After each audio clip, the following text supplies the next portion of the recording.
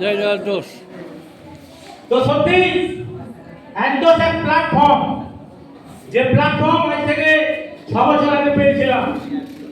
तो ताई बोली जे सफलता ऐसे एक चीज है जो खुद तुम्हारे पास चलकर नहीं आएगी।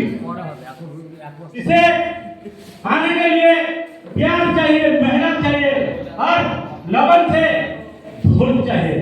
তাই যার মধ্যে ধৈর্য আছে সেই সফলতা পাবে, আর যার মধ্যে ধৈর্য নেই সে সফলতা পাবে না। তাই নিজেকে বদলান, অটোমেটিক সবকিছু বদলে যাবে।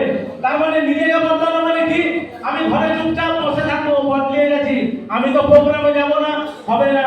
প্রোগ্রামে যেতে হবে, এত কিছুর পরেও বাধা আসবে, অতিক্রম করতে হবে, তবেই সাকসেস।